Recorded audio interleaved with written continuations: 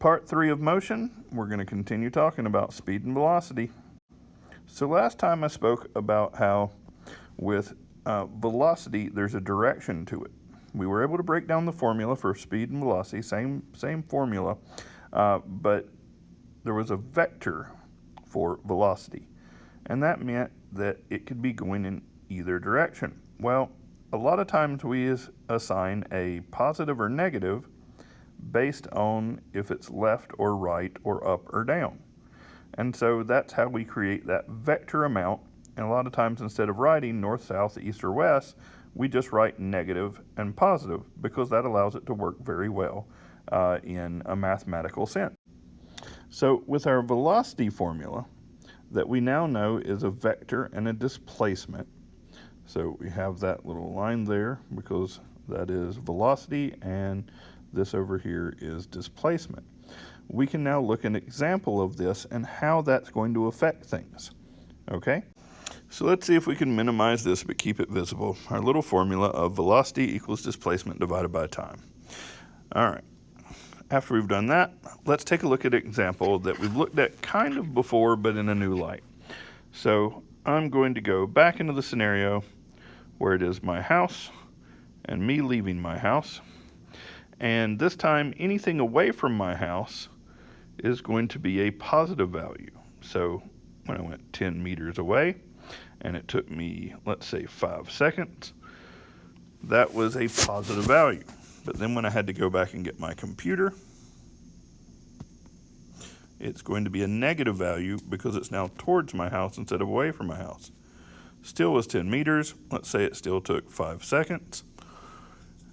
And then finally I got to go to work. So let's say I managed to go all the way with a positive value again of 35 meters. And let's just say that it took me 25 seconds. Okay? So to get my velocity, I now need to look at several things. I have this positive 10 meters, this negative 10 meters, and this positive 35 meters. So let's see if we can grab hold of this and keep that information up there. All right. So if I'm now looking at my displacement, I need to add a bunch of things together because I'm looking at a positive 10 meters, a negative 10 meters, and a positive 35 meters. So my displacement is going to equal 35 meters. And that's important to remember. So let's keep that as well. Trying to grab everything this time. There we go. And so my displacement's 35 meters. But notice with my time doesn't have that luxury. It's just 5 seconds plus 5 seconds plus 25 seconds. So my time is going to be equal to 35 seconds because it's all positive. Time is not a vector, it's a scalar. So none of it's negative when I'm adding it together.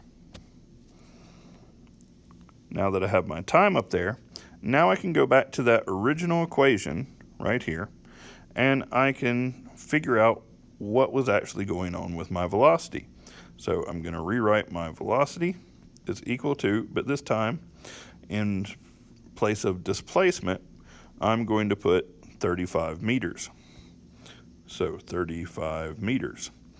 And then that goes over top of, and in place of the t, I'm going to put 35 seconds because that was my time. So 35 seconds, which means that velocity that I have there, let's see if we can move it all on over like that. Yep. Is equal to 1 meter per second in the positive direction. So I only managed to make it 1 meter per second away from my house at a time. And that's why it's so important to have that negative value up there that we can assign to things. Okay? Because it's all about directions now. So you have to deal with negative values and positive values. I think that's enough for this time for you to get your heads around. See you next time.